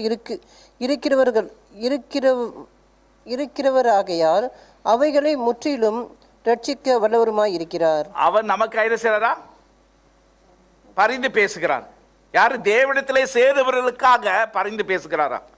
அது மட்டும் இல்ல, பரிந்து பேசல, முற்றிலுமாய் நம்மை விடுவிக்கிறார். அப்படி என்றால் he wants you to be delivered. அப்படி என்றால் ஆண்டவராய் இயேசு கிறிஸ்துவோட முழு இருதயத்தோடு நம்முடைய வாழ்க்கையில விடுதலை வரணும், ஜெய வரணும், நம்ம விடுதலை பாதையில போகணும்னு விரும்புறார். அதுக்காக நமக்கு என்ன ஜெபிக்கிறாரு? பிரதான ஆசாரியன் ஜெபிக்கிறார். சோ அந்த அடைக்கல பட்டணத்துக்குள்ளே, the city of refuge குள்ள யார் இருக்கா? the high priest. What's the job of a high priest? Pray for the manslaughter. Praying for him. எதற்காக? அவன் முற்றிலுமா மீட்கப்படணும்னு. That's what Jesus does. Now how grateful are you to Jesus? I'm so grateful. இதை யோசிக்கும் போது I felt celebrations. எனக்குள்ளே ஒரு ஆனந்த சந்தோஷம். ஏன் தெரியுமா? என்னுடைய ரட்சிப்புக்காக பூர்ண அடையிற்காக ஒருவர் ஜெபிக்கிறார் என்றால் அது ஆண்டவராய் இயேசு கிறிஸ்து. அதே ரோமர் 8 எடுத்துக்கொள்ளுங்க. ரோமர் 8 34 வாசிங்க. Romans chapter 8:34. ஆக்கினைக்குள்ளாக தீக்கிறவன் யார்? கிறிஸ்துவை மரித்தார், அவரே எழுந்தும் இருக்கிறார், அவரே தேவனுடைய வலது பாரிசத்திலும் இருக்கிறவர், நமக்காக வேண்டுதல் செய்கிறவரும் அவரே. நமக்காக வேண்டுதல் செய்வர் அவர். அப்ப இந்த அடைக்கல பட்டணத்துக்கு இயேசுவா மாத்திரமல்ல, அந்த அடைக்கல பட்டணத்துல யாருக்கா? நம்முடைய பிரதான ஆசாரியர் நமக்காய் பரிந்து பேசார். நான் வாட் a wonderful. உங்களுக்கு தெரியுமா, நான் ஊழிய எதுக்காக ஊழிய செய்யறேன் தெரியுமா? சோறு கிடைக்கும் காணல. I serve God because I love my Jesus. அவ்வளவுதான். ஏன்னா எனக்காக பரிந்து பேசுகிறார். உங்களுக்கு தெரியுமா, அந்த அடைக்கல பட்டணத்துக்குள்ள போகும்போது when they run to the murderer or the accidentally murderer go into the city of refuge, அவங்களுக்கு என்ன தெரியுமா? தங்கு வீடு கிடைக்கும், அவங்களுக்கு சாப்பாடு கிடைக்கும், அப்புறம் பிரியாணி எல்லாம் கிடைக்கும்.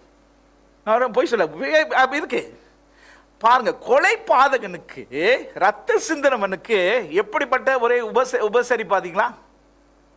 நீங்களும் நானும் அப்படிப்பட்ட உபசரிப்புக்குள்ள தான் வந்திருக்கோம். நானும் நீங்கள் பாவி, தேவனுக்கு விரோதமா இருந்தோம், தேவனுடைய பலிகளை விட்டு விலகிடும். ஆனா நாம அவர் நம்மை மீட்கும்படி அவர் அடைக்கல பட்டணமாய் வந்து அடைக்கல பட்டணத்துக்குள்ளே நுழைய மட்டுமல்ல, அந்த அடைக்கல பட்டணத்துக்குள்ளே நமக்காய் பரிந்து பேசுற மட்டுமல்ல, நம்முடைய ஒவ்வொரு தேவைகளும் அங்க சந்திக்கப்படும்படி சூழ்நிலை. The city of refuge is full of provision for the murderer. Wow. ஆராதிக்க வேண்டிய இடம். Bow down and worship. So இவ்வளோ கேட்டு if you don't surrender to your life to Jesus, something wrong with you. இதனால தான் ஆண்டவர் சேவை செய்கிறேன். That's why I'm serving. வேற ஒரு காரணம் இல்லை எனக்கு. I'm serving God is because I saw this. இதை பார்த்த பிறகு எனக்கா இவ்வளவு யாவையும் செய்கிறார், ஏன் இந்த தேவனுக்கு நான் செய்யக்கூடாது?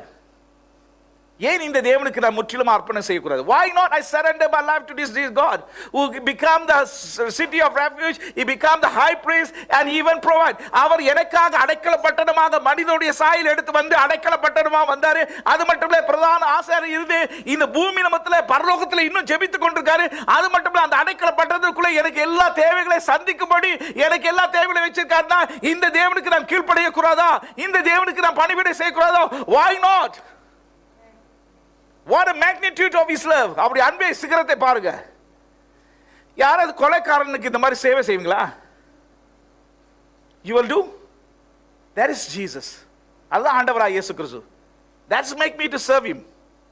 விளங்க உங்களுக்கு? இதுதான் அடைக்கல பட்டணம். விளங்க உங்களுக்கு? இதுல அடைக்கல பட்டணத்துல யார் வெளிப்படுறா? இயேசு கிறிஸ்து. ஓகே, இந்த அடைக்கல பட்டணத்துக்குள்ளே, இந்த 6 பட்டணத்துக்குள்ளே இயேசு எவ்விதமா வெளிப்படுறாரு உங்களுக்கு காண்பிக்க. I want to show you how Jesus is revealed in all this city. முதலாக என்ன அடைக்கல பட்டணம் என்ன போட்டுருக்கீங்க? கெடேஷ். கெடேஷ் என்ற என்ன அர்த்தம் தெரியுமா? பரிசுத்தம், ஹோலினஸ். உங்களுக்கு தெரியுமா, வேதம் ஒன்னு சொன்னுச்சு, பரிசுத்தர் ஒருத்தர் தான். யாரு? தேவன். பரிசுத்தமான தேவன் மனு குலத்தை எடுத்து பரிசுத்தமாய் வாழ்ந்து பரிசுத்தம் இல்லாதவரை பரிசுத்தமாக்கினார். That's what is. He was called a holy one. Mark சுவிசேஷம் 1:24 வாசிங்க. பிசாசே அதை சொல்றான். சங்கீதம் 78 சங்கீதம் 41 வசனம். Psalm 78 verse 40. அவர்கள் திரும்பி தேவனை பரிசித்து பார்த்து இஸ்ரவேலின் பரிசுத்தர், இஸ்ரவேலுடைய பரிசுத்தர் யார்? அவரு மட்டுப்படி இஸ்ரவேலுடைய பரிசுத்தர். God of Israel is holy one. பிசாசு சொல்றார் அவர் பரிசுத்தர் சொல்றான். அடுத்து பேதுரு என்ன சொல்றா பாருங்க. 1 பேதுரு 1:15. நீங்களும் நானும் பரிசுத்தமாய் நடக்க முடியாது. ஒத்துக்கிறீங்களா? நான் ஒத்துக்கிறேன்.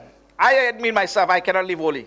ஆனால் எனக்குள்ளே இருக்கிற பரிசுத்தரானவர் ஒருத்தர் இருக்கிறார். somebody inside me is holy. யாரு? நம்முடைய ஆண்டவராகிய இயேசு கிறிஸ்து. இயேசு கிறிஸ்து ஏற்றுக்கொள்ளும் போது எனக்குள்ளே வரார்.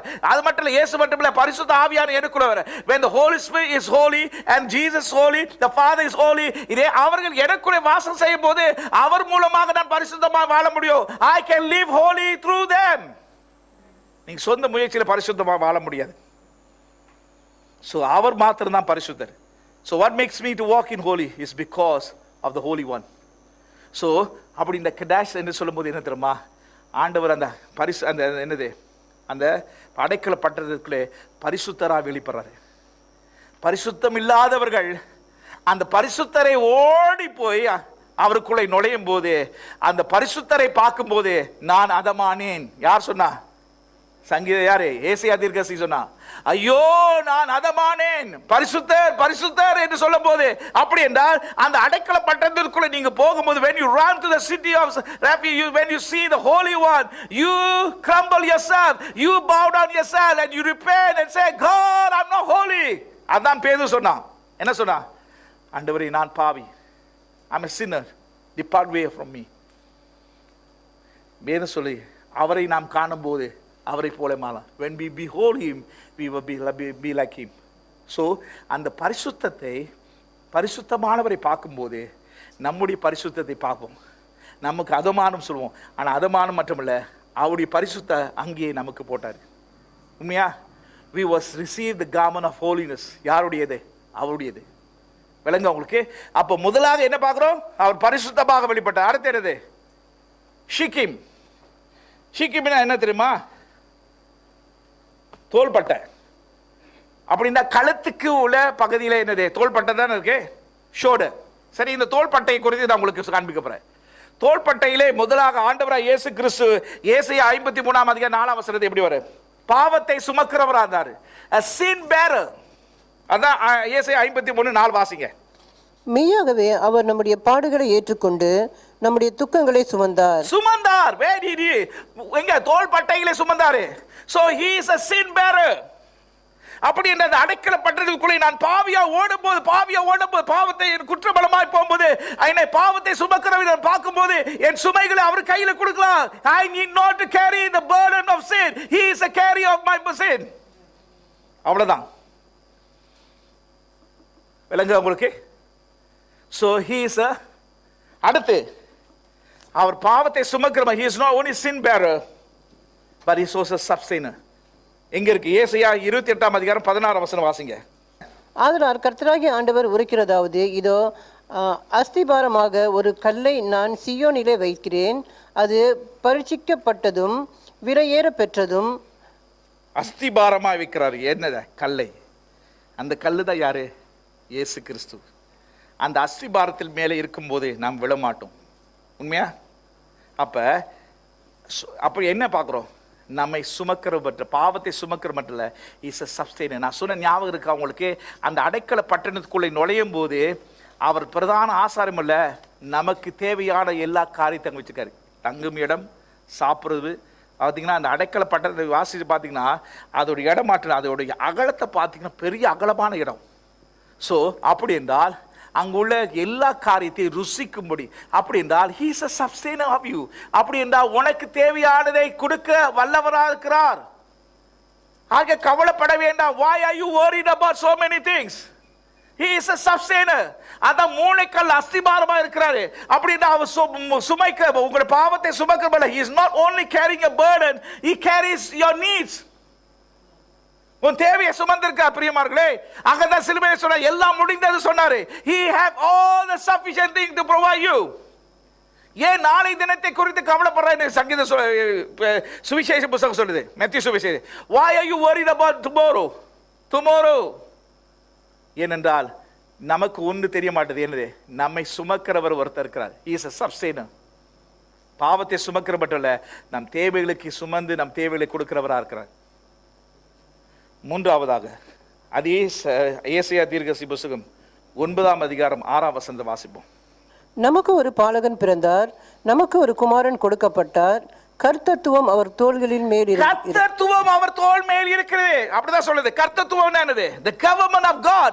அப்படி என்றால் தேவ ராஜ்யத்தை சுமந்து தன் தோளிலே சுமந்து ராஜ்யத்தை விடுவிக்க வந்தார் பிரியமார்களே. ஆனா தான் என்ன சொல்லுது? மனம் திரும்புங்கள், பரலோக ராஜ்யம் சமீபமா இருக்கு. repent, the kingdom of heaven is near. அப்படி என்றால் தேவ ராஜ்யத்தை, he is a God that carry the government of God in his shoulder. அப்படி என்றால் what did Jesus did? இயேசு கிறிஸ்து தான் பூமியில வந்து ராஜ்யத்தை சுமந்து தன்னுடைய தோளிலே சுமந்து ராஜ்யத்தை பரவ வைத்தார். he is the one that actually initiate the kingdom and expand the kingdom. he carry the shoulder. விளங்க உங்களுக்கு? அதனால தான் உங்களுக்குள்ளே எனக்குள்ளே பரலோக ராஜ்யம் நமக்குள்ளே இருக்கு. இயேசு அப்படிதான் சொன்னாரு, ராஜ்யம் இங்க சுற்றி பார்க்காதீங்க, பரலோக ராஜ்யம் உனக்குள்ளே இருக்கு. சோ பரலோக ராஜ்யத்தை சுமந்து கொண்டு வந்தார். அப்படி என்ன மனிதனுடைய சாயை எடுத்து வரும்போது என்ன? பரலோக ராஜ்யத்தை சுமந்து கொண்டு வந்தார். he carried the kingdom of God from in his shoulder as he become humanity. விளங்க உங்களுக்கு? so we see a king carry the kingdom in his shoulder. ராஜா அந்த ராஜ்யத்தை தோள் மேல் சுமந்து கொண்டு வந்து அந்த ராஜ்யத்தின் ஜனங்களா உன்னையும் என்னையும் மாற்றி விட்டார். you and I become the kingdom people. how great are you? எவ்வளவு நன்றி உள்ளத்தோடு இருக்கும். நான் மறுபடியும் சொல்றேன், ஏன் அவருக்கு ஊழியம் செய்றேன்? இதுக்காக தான்.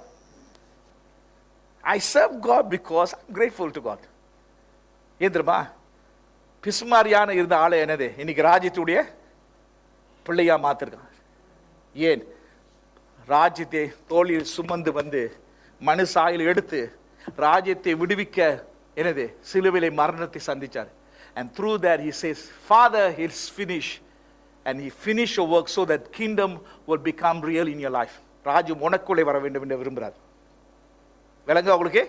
சோ அடுத்த காரியம் இப்ரான் என்று சொல்லும் போது fellowship and friends. அப்படி என்ன? நீங்களும் நானும் தேவனுடைய உறவை இழந்தோம். ஆனா அந்த உறவை சரி கெடுத்தும்படி அவர் அடைக்கலப்பட்டமா வந்தார். he wants to rejoin bring the broken fellowship, so he became the city of refuge, and through the city of refuge இன்னைக்கு நீங்களும் நானும் தேவனோட ஐக்கியம் கொள்கிறோம். தேவனுடைய ஐக்கியம் கொள்றதுக்கு காரணம் என்ன பிரியமானவர்களே? ஆண்டவராய் இயேசு கிறிஸ்து இப்ரோனாக வந்தாரு. He became the city of Hebron, the city of refuge. அப்படி வந்தாரு. And that's why we are coming to fellowship. அது மட்டும் இல்ல, இப்ராஹிம் என்று சொல்லும்போது என்னது? சிநேகிதன். யோவான் 15ஆம் அதிகாரம் சொல்றாரு, இனி உன்னை வேலைக்காரனாக நான் அழைக்க போல சிநேகிதன் என்று அழைச்சார். இன்னைக்கு நீங்கள் தேவனுடைய சிநேகிதனா மாறிட்டோம். எதனால் தெரியுமா? அடைக்கல பட்டணமான இயேசு கிறிஸ்து அடைக்கல பட்டணமா பூமியில் வந்து அவர் என்னது?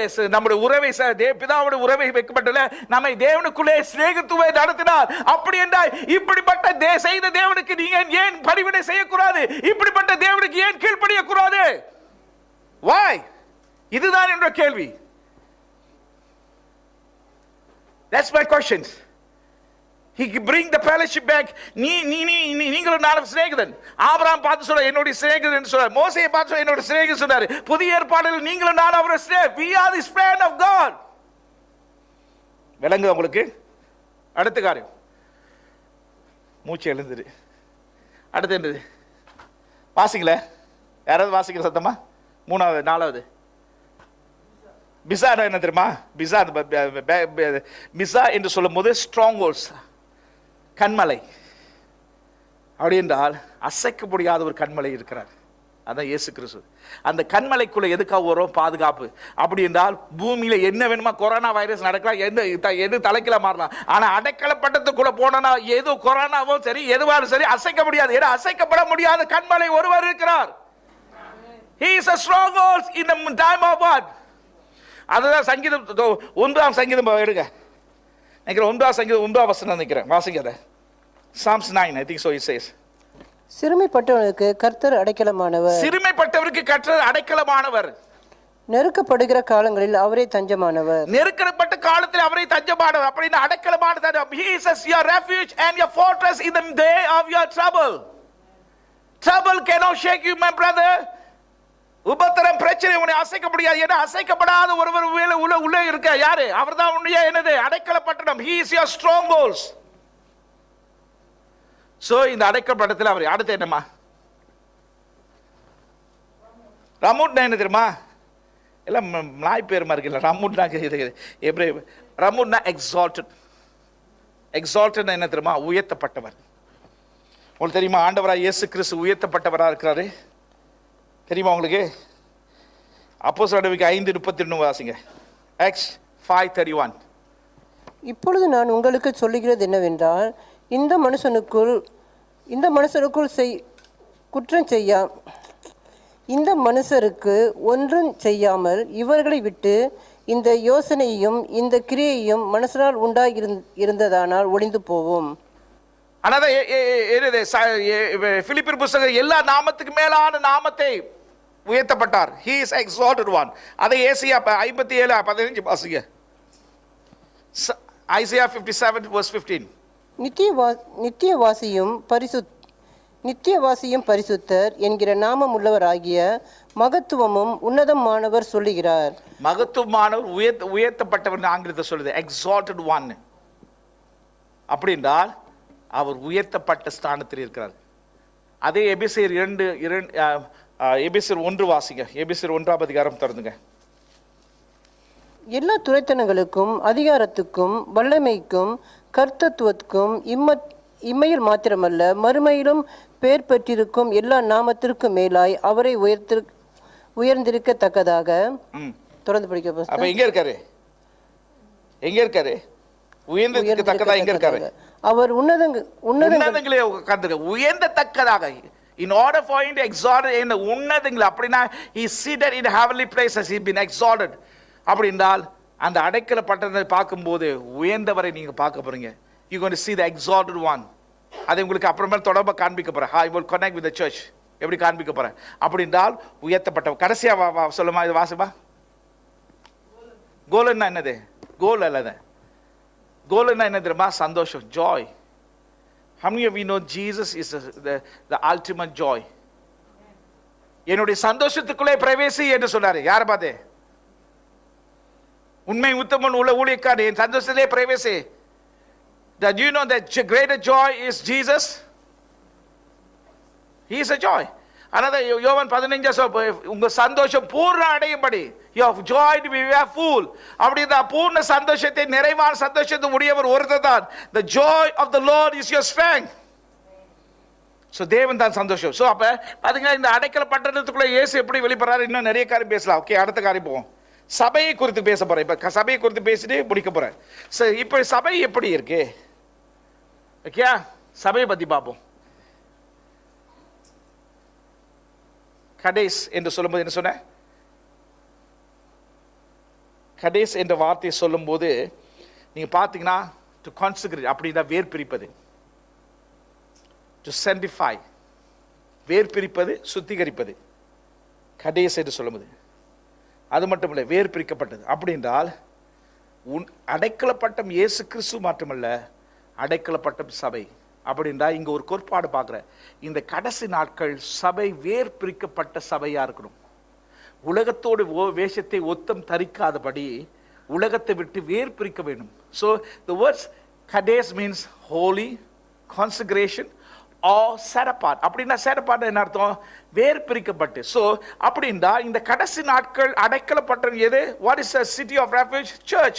The church supposed to be set apart. அப்படின்னால் தேவனுக்காய் வேர் பிரிக்கப்பட்டவர்களா இருக்கணும், உலகத்திலிருந்து வேர் பிரிக்கப்பட்டவர்களா இருக்கணும். அப்படின்னா உலகத்திலே வாழ வேண்டும், உலகத்துடைய காரியம் நம்ம தொத்தக்கூடாது. விளங்க உங்களுக்கு? That's what it means. அப்ப ஆண்டவர் என்று சொன்னாரு, இதுதான் நான் சொன்னேன். இந்த வார்த்தை வரும்போது இந்த வார்த்தை எனக்கு வந்துச்சு, I am raising a city of refuge. அடைக்கல பட்டணத்தை நான் எழுப்புகிறேன் என்று சொன்னாரு. அப்ப எனக்கு தெரியும் அடைக்கல பட்டணம் சபை எப்ப சபை எழும்பும் தெரியுமா, பரிசுத்தத்தை மேன்மை பாராட்டுவது. when holiness become reality in the church, set apart, வேர் பிரிக்கப்பட்ட ஒரு வாழ்க்கை. உலகத்தில் வாழும் உலகம் நம்ம தொட்டக்கூடாது, உலகத்தில் இருக்கிற உலகத்துடைய காலை நம்ம ஒட்டிக்கூடாது. உலகத்தில் வேர் பிரிக்கப்பட்டவராய் பிரிந்த ஒரு வாழ்க்கை தான், அவருக்காய் வாழ்கிற வாழ்க்கை தான் என்னது கடேஸ் என்று அர்த்தம். So that's the elements. So God is raising a church called City of Refuge that becomes set apart, separate from the world and set apart for God. வேதத்தில் பார்த்தீங்கன்னா வேர் பிரிக்கும் போது இரண்டு காரியம் செய்வாங்க. they have set apart utensils தான் விளங்க உங்களுக்கு. ஆசார் கூடாரத்தில் இருக்கும் தட்டு மட்டங்களை அவங்க சுத்தி பரிசுத்தமாக்கும். அது எதுக்கான, தேவனுக்கு வேர் பிரிக்கப்பட்டது, அது உலகத்துக்கு பயன்படுத்த முடியாது. அது மட்டும் பழைய ஏற்பாடு பார்த்தீங்கன்னா ஆசாரியும் சரி ராஜாக்களும் சரி தீர்க்கதரிசியே அவருக்கு அபிஷேகம் பண்ணுவார்கள். அப்படி என்றால் இனி நீ உலகத்துக்கு சொந்தமானதில்லை, தேவனுக்கு சொந்தமானவர். அப்படி என்றால் நீங்களும் நானும் எப்பொழுது இயேசு கிறிஸ்துவை சேர்த்து கொடுமா நம்ம பரிசுத்தவான் என்று சொல்லுவோம். we are called saint. Saint means we are set apart.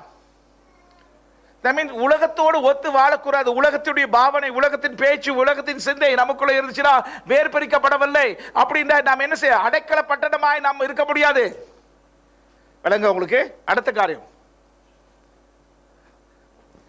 அடுத்த என்ன காரியம் போட்ட, சிக்கிம். சிக்கிம் என்று சொல்லும்போது என்ன சொல்ற, தோள்பட்டை. நம்ம என்ன பார்த்தோம், ஏசியா தீர்க்கதரிசி 9 என்னது, அவர் தோழி மீது எது செய்யுது, கர்த்தத்துவம். அப்படி என்னது, கவர்மெண்ட். அப்படின்றா தேவடைய என்னது, தேவடைய அரசாங்கம் அவர் தோல் மேல் இருந்தது. இப்ப தேவடைய அரசாங்கம் யார் மேல இருக்கு, ஏன்னா நம்ம யார் ஆடு, நம்ம வேதம் நம்மை குறித்து என்ன சொல்லு, கிறிஸ்துவின் சரிதம் என்று சொல்லுது. அப்படிதானே, கிறிஸ்துவின் சரிதம் என்று சொல்லி தோள்பட்டை இருக்கணுமா. அப்ப எந்த கர்த்தத்துவம் எங்க இயேசு மேல இருந்தது, இப்ப சபை மேல இருக்கு. the government is ready in the church. அப்படி என்றால் என்னது, தேவனுடைய அரசாங்கத்தை சுமக்க வேண்டிய சபையுடைய வேலை. பாருங்க, சில பேர் சொல்லுவாங்க, பாச உங்களுக்கு தெரியாது பாச, எனக்கு நிறைய தோல் மேல ரொம்ப சும்மா இருக்கு. அப்படின்னா என்ன அர்த்தம், என்ன சொல்ல, என்ன அர்த்தம், why do you say pastor you doesn't understand I got many things in my shoulder? அப்படின்னா என்ன அர்த்தம், அப்படின்னா சோல் மேல் இருக்கிற நிறைய பொறுப்புகள் உத்தரவாதம் இருக்கு. அப்படின்னா இங்க தோளின் மேல் இருந்து சொல்லும் போது கர்த்தத்துவம் தோல் மேல் இருந்தா அந்த தோல் மேல கர்த்தத்துவத்தை உங்க கையில என் கையில கொடுத்துட்டாரு. அப்படின்னா உங்களுடைய பொறுப்பு என்னுடைய பொறுப்பு என்னது, அந்த அரசாங்கத்தை பூமியில் நிலைநாட்ட வேண்டும். அதான் இயேசு கிறிஸ்து என்ன கத்துக்கிட்டாரு, உம்முடைய ராஜ்யம் வருவதாக. அப்படி என்றால் அந்த ராஜ்யத்தின் தோள் மேல் இருக்கிற, the government of God is in your shoulder. You are responsibility to bring the government into earth. You supposed to be the administration of the government. You must be a man that is facilitating the government. அப்படி என்றால் தேவனுடைய ராஜ்யத்தை சுமந்து அந்த ராஜ்யத்தை பரவ பண்ணுவதும் அந்த ராஜ்யத்தை செயலாற்றும்படி செய்யறதுக்கு நீங்களும் நானும் உத்தரவாதம். கேள்வி, உங்க மூலமா ராஜ்யம் வெளியேதா? எப்ப கடைசியா உங்க மூலமா ராஜ்யம் விரிவிக்கப்பட்டது? when the last time the kingdom was established, when the last time the government. நான் கவனமா கேளுங்க, சபையை குறித்து ஒரு வார்த்தை இருக்கு, ecclesia என்ற வார்த்தை என்ன தெரியுமா? the word ecclesia means is a governmental term, the Greek words. அப்படி என்றால் ஆண்டவர் அந்த பேரை சொல்லும் போது அந்த நாட்களே உபயோகப்படுத்த ஒரு வார்த்தை. அவருக்கு என்ன சொல்லுவாங்க, ஒரு கூட்டம் வந்து என்ன சொல்லுவாங்க, அவர்கள் என்ன சொல்லுவாங்க, தேசத்துடைய முடிவு எடுப்பார். இப்ப பார்லிமெண்ட்ல பாத்தீங்கன்னா நீங்களும் நான் பார்லிமெண்ட் போக முடியுமா? முடியாது. ஏன் இல்ல? நீங்க சொல்ல தேசத்துக்காக முடிவு எடுக்க பார்லிமெண்ட் கூப்பிடுங்க, என்ன சொல்லுவாங்க? என்ன சொல்லுவான் என்ன சொல்லுவான், எங்கா பண்ண உள்ளுக்கு அனுப்பிடுவான் பைத்தியம். பார்லிமெண்ட்ல எத்தனை பேர்? 80 சீட் 90 சீட் இருக்கு. அவங்க தான் என்னது கூடி வந்து முடிவு எடுக்கும். they represent our nations. அப்ப இங்க சபை வந்து the church is representing the government of God. நீங்களும் நானும் தேவனுடைய ராஜ்யத்தையும் தேவனுடைய அரசாங்கத்தை என்னது பிரதிநிதியா இருக்கிறோம். அப்படி என்றால் ஆண்டவர் என்ன செய்யறார் தெரியுமா? உங்களுக்கு எனக்கு ஒரு சாக்கியத்தை கொடுத்திருக்காரு. என்ன சாக்கியம் தெரியுமா? அவருடைய ராஜ்யத்தின் திட்டங்களை நீங்களும் நான் அமலுக்கு கொண்டு வர ஒரு சாக்கியம். You and I given that responsibility and opportunity to bring the government of God into the affair of man. அதுதான் நம்முடைய வேலை பிரியமார்களே. அதுதான் தோள் மேல் சுமக்கப்பட்டது. கேள்வி, are you carrying out the responsibility? I think myself, நான் யோசித்து பார்ப்பேன், எம்மேலே அப்படி அரசாங்கம் வச்சிருக்காருன்னா how faithful am I to? A fragility man was given a responsibility of the government of God. I'm a fragile man. அப்படின்னா உடைந்து போன சுலபமா உடையிற ஒரு மனிதன். ஆனா இந்த மனிதன் மேல் நம்பிக்கை வைத்து ஆண்டவர் என்ன செஞ்சார் தெரியுமா? தன்னுடைய அரசாங்கத்தை உங்கள் தோள் மேல் வைத்திருக்கார். How much you must appreciate God in spite of your weakness. உங்களுடைய பலவீனம் என்னுடைய பலவீனத்தை மீத்தமாக அல்ல, because he entrusts you. உங்களை மேல் நம்பிக்கை ஏன் தெரியுமா? கிறிஸ்து மூலமாக உங்க மேல் நம்பிக்கை வைத்தனால் அந்த நம்பிக்கை பாத்திரமா நீங்க நடக்கிறீங்களா? Are you walking the worthy of that call to bring and administrate the kingdom of government of God? Now look at me. That's why I want to serve him. இல்லைங்க உங்களுக்கு இரண்டாவது காரியம் தோளின் மேல் வைக்கிறது வந்து சொல்லும் போது வேதத்தில் மேத்யூ 11ஆம் அதிகாரத்தை பார்த்தீங்கன்னா அவர் சொல்ற என்னுடைய நுகம், மேத்யூ 11ஆம் அதிகாரத்தில் வருத்தப்பட்டு பார சுமப்பவரை என்னெடுத்து வாருங்கள் சொல்றாரு. என்னுடைய நுகம் லெகுவானது. நுகம் என்று சொல்லும் போது இட்ஸ் யோக். நுகம் எது யார் மேல வைப்பாங்க? யாரோட தோல் மேல? ஏது மிருகத்து மேல வைப்பாங்க. என்னது? ஆக்ஸ். அது தோல் மேல அது வைப்பாங்க. எதுக்காக வைக்கிறாங்க? என்னது? வயல்க என்னது பிளவ் பண்ண. அப்படி என்றால் இங்க ஒரு வரைபடத்தை பார்க்கிறேன். God has placed a yoke, ஒரு உத்தரவாதம், a call in your life. You can be a worship leader, you can be a musician, you can be a teacher of the word, you may be anything. That's a yoke that God has placed in you. ஆனா அந்த நீங்க பாத்தீங்கன்னா aux எப்படி இருக்கும் தெரியுமா? கடினமாய் வேலை செய்யும். தெரியுமா உங்களுக்கு? கடினமாய் வேலை செய்ய ஒரு மிருகம் என்ன தெரியுமா? Aux. So when God is saying that shoulder, நீங்களும் நானும் கடினமாய் அவருடைய ராஜ்யத்தை செயலாற்ற வேண்டும். We must work diligently and hard work to bring the government of God in the earth.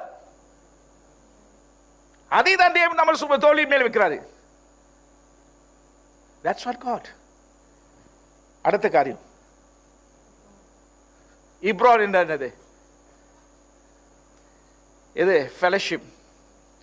நான் சொன்ன ஃபெலோஷிப். தேவன் உங்களை நான் லுக் அட் மீ, நீங்களும் நானும் பாவியான மனுஷனை தேவன் என்ன செஞ்சுட்டா தெரியுமா? He have make you to enter the counsel of him. Counsel விளங்குதா உங்களுக்கு? The counsel of the Lord. By வேதத்தில் பார்த்தீங்கன்னா 3 இடங்கள் இருக்கு. The chamber, the council, the court.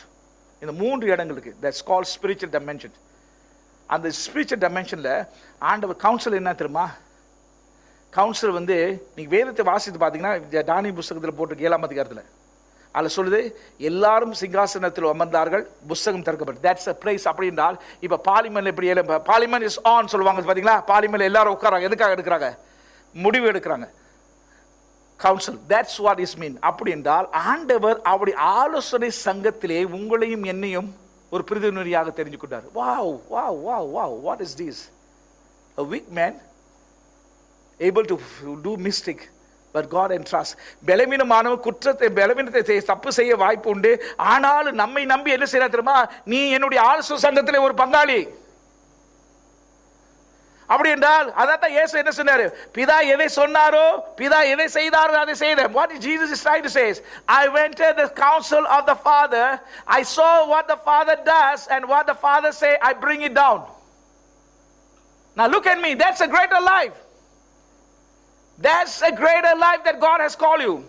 You are not called for just for small thing, my brother. சின்ன காரியத்துக்காக அல்ல, பரலோகத்தினுடைய ஆலோசனை சங்கத்தை நீ பூமியில கொண்டு வரதுக்காக தெரிந்து கொள்ளப்பட்ட பாத்திரம். அப்படின்னா பரலோகத்திலே பூமியில என்ன செய்ய போற உனக்கு தெரியணும். ஏன்னா ஆலோசனை சங்கத்தில் அது பேசப்படுகிறது. What a privilege. இதெல்லாம் நமக்கு தெரியல தெரியுமா? ஏன் தெரியல தெரியுமா? பைபிள் ஒழுங்கா வாசிக்கல, தெரியல. Now look at me. இன்னைக்கு காலையில் தேவனுடைய சமூகத்தில் இருக்கும்போது I entered the council of the Lord. ஆலோசனை சங்கத்தில் நுழைஞ்சேன். அதில் ஒரு தரிசனத்தை ஆண்டவர் காண்பிச்சாரு. அந்த தரிசனத்தில் என்ன பார்த்தேன்னா, அப்படியே கிளவுட் ஆஃப் டார்க்கர் கிளவுட். அதில் பார்க்கும்போது ஒரு கண் அப்படியே அதுலேருந்து வருது. அந்த கண் வரும்போது ஒரு வேத வசனத்தை ஆண்டவர் அப்படியே கொண்டு வராரு. அப்போ I know the counsel of the Lord release. ஆலோசனை சங்கத்திலிருந்து எனக்கு நான் என்ன செய்யணும், என்னோட உத்தரவாதம் என்ன ஆண்டவர் சொன்னார். இதே மாதிரி தான். That's how. Now look at me, that's a Christian life. It's not a bored life. நம்ம என்ன சொல்ல தெரியுமா? ஒரு என்னது கிறிஸ்துவ ஜீவனத்தில் பைபிள் வாசிச்சு ஒரு no, you are entering to a place called counsel of the Lord. உன் குடும்பத்தை குறித்து தீர்மான பரலோகத்தில் ஆலோசனை செய்யப்படும். Everything is counsel. So அதுதான் சிநேகிதனுக்கு தான். ஆபிரகாம் அந்த என்னது ஆலோசனை சங்கத்தில் நுழைஞ்சான். ஆண்டவர் சொன்னா என்னது? ஆபிரகாமிடத்தில் நான் மறைப்பேனோ? Shall I hide to Abraham? அப்படின்னா என்ன சொல்ற தெரியுமா? பூமியிலே அவர் சில காரியங்களை நடவடிக்கை எடுக்க போறாரு. ஆண்டவர் சொல்ற, எப்படி நான் ஆபிரகாம்கிட்ட மறைக்க முடியும்? How can I hide to Abraham? பாருங்க, சர்வசாதாரண ஆபிரகாம் மனைவியே என்ன சொன்னா, தங்கச்சின்னு சொன்னா, பாவத்தை பலவீனத்தை தப்பு செஞ்சான். அவனை பார்த்து ஆண்டவர் சொல்ற, என்னுடைய சிநேகிதன் சொல்றாரு. Now look at me, you and I can do mistake, but that don't remain in the mistake. Rise up and do what God wants you to do. அவ்வளவுதான். ஆண்டவர் சொல்ற என்னது? என்ன ஆபிரகாத்தை நான் செய்ய போகிற காரியத்தை மறைப்பேனோ என்று சொல்றாரு. அப்புறம் என்ன சொல்றாரு? ஆபிரகாமை கூப்பிட்டு செய்ய போகிற காரியத்தை சொல்றாரு. That's called counsel of the Lord. Sodom குமாருக்கு என்ன செய்ய போறாருன்னு பேசினாரு. அதுக்காக என்ன ஆபிரகாம் என்ன அந்த ஆலோசனை சங்கத்தில் என்ன செஞ்சார்? டிபேட் பண்ணாரு. பார்லிமெண்ட்ல டிபேட் நடந்துச்சுல, பாத்தீங்களா? இடையில ஒர்க்கர்ஸ் பார்ட்டிக்கும் வந்தது, பிஏபிக்கு. அதே மாதிரி பிஏபி வந்து யாரு? ஆண்டவர். ஆபிரகாம் வந்து என்னது? Workers party. ஆமா, அதான் நடந்துச்சு. ஒர்க்கர்ஸ் பார்ட்டி இருந்துச்சா? ஆண்டவரே 50 பேர் இருந்தா அழிப்பீரோ, 40 பேர் இருந்தா அழிப்பீரோ. That was a debate was going on in the council. Now look at me. When you enter the council of God, you can debate with God. But if he doesn't know how to enter, he doesn't know how to debate. விளங்க உங்களுக்கு? ஆனால் கடைசியாக என்ன செஞ்சா? முடிச்சா 10 பேர். ஆனால் அதோட விளைவு நடந்துச்சு. What was happened? God rescue his nephew called Lot. அவருடைய என்னது அண்ணன் மகனை ஆண்டவர் காப்பாற்றினார். Council. That's what you're called a friend to go into the council. விளங்க உங்களுக்கு? ஆனா நம்ம என்ன செய்யறது தெரியுமா? நம்ம ஜெப ஜீவியத்தை அப்படியே என்னது ஒரு ரிலீஸ் எடுத்து அப்படி போய் நான் இதெல்லாம் வந்து இந்த அப்போ ஒரு 5 வருஷம் முன்ன ஒரு 2 வருஷம் முன்ன செஞ்சேன். இப்போ you must grow in mature in prayer. ஜெபத்திலே வளர தெரியணும். You must enter the council. ஆனா நம்ம என்ன சொல்றோம்? அதிலே தான் இருப்போம். அப்போ ஒண்ணு நடக்க போறது பிரியமார்களே, இதுதான் ஆண்டவர் எழுப்ப போறாரு. விளங்க உங்களுக்கு? அடுத்த காரியம் அப்படியே என்னது? Strong holes. கவனமா கேளுங்க. ஆண்டவர் சொன்னாரு, என் சபையை நான் கட்டுவேன், பாதாளத்தின் வாசல் அதை மேற்கொள்ளாது. I will build my church, the gate of Hades will never prevail. அப்படின்னா what do you mean? If I paraphrase that, I will build a stronghold called church, and the stronghold church will never be prevailed by the enemy. So the church is strong. அப்படி என்றால் நானும் நீங்களும் என்னது? அரண். இந்த அரணை மேற்கொள்ள முடியாது. ஆனால் தான் வெளிப்படுத்த விஷயம், ஜெயம் கொள்கிற எவ்வளோ ஜெயம் கொள்ளு, அப்ப ரோமர் 8ஆம் அதிகாரம், முற்றிலும் ஜெயம் கொண்டவராக இருக்கிறோம். more than a conqueror சொன்னாரா இல்லையா? இருக்கா இல்லையா? சோ அப்படிப்பட்ட ஒரு சபை தான் கர்த்தர் எழுப்பி கொண்டிருக்கார். ஓகே, அடுத்த காரியம் என்ன? ராமோத்னா என்னது? Exalted one. அதை எபிசேர் 2ஆம் அதிகாரம் 6ஆம் வசனத்தை வாசிக்க. அந்த வசனத்தை என்ன? இங்க சிங்காசனத்தை என்னது வலது, இயேசு கிறிஸ்து இங்க வலது பார்சமாக நம்ம இங்க உன்னதிலே உட்கார வைத்தார். we are seated in heavenly places. அப்படின்றால் நீங்களும் நானும் we are living in this என்னது the dimension called heavenly place. நான் கவனம் மக்களுங்க, Christians have two homes. கிறிஸ்தவருக்கு 2 வீடு உண்டு. தெரியுமா உங்களுக்கு? தெரியுமா? ஒன்னு சிங்கப்பூர் சிட்டிசன், இன்னொரு சிட்டிசன் ஆஃப் ஹெவன். சில பேர் சிட்டிசன் ஆஃப் சிங்கப்பூர் தான் பயன்படுத்திட்டு இருக்கீங்க ஒழிய we don't use citizen of heaven. நீங்க சிங்கப்பூர் சிட்டிசனா என்ன இருப்பீங்க? அதுக்கு you will enjoy every privilege, right? உண்மைதானே? அண்மையிலே இந்த பேக்கேஜ்ல கொடுத்தாங்க, ஞாபகம் இருக்கா உங்களுக்கு? இருக்கா? Singapore citizen. So what about you are citizen of heaven? If you are citizen of heaven, then what is happening there? அப்ப பவுல் சொல்றாரு, நீ உன்னதங்கள உட்கார்ந்திருக்க, you are the exalted one. அப்படின்னா மேல இருந்து பார்க்கலாம். அப்படின்னா பிசாசு எப்படி உங்க குடும்பத்தை தாக்க போறா, உங்களுடைய வாழ்க்கையை தாக்க போறா, you because என்ன உன்னதங்கள உட்கார்ந்திருக்கீங்க, பிசாசு கீழ இருக்காங்க உங்க பாதத்துக்கு கீழ. So you can see everything of the enemy. So சபையை அப்படி ஆண்டு கொண்டு போறாரு. அடுத்த காரியம் கோல் என்ன தெரியுமா? சந்தோஷம். How many of you know that God பிலிப்பியர் புத்தகத்திலே சந்தோஷமா இருங்க, rejoice, சந்தோஷமா இருங்க, சந்தோஷமா இருங்க. பவுல் பல வாட்டி அந்த நிருபத்தில் சொல்றாரு. அப்படி இந்த உனக்குள்ளே சந்தோஷ நதி இருக்கிறது. அப்படின்னா சந்தோஷத்தை இழக்கும் போது அநேக ஜனங்க சந்தோஷத்தை இழந்து ஓடி போவார்கள். ஆனா நீ சந்தோஷத்துடைய நங்கூரமாக, சந்தோஷத்துடைய பதிலாக மாற வேண்டும் என்று. You become the answer for the joy for the perplexed world.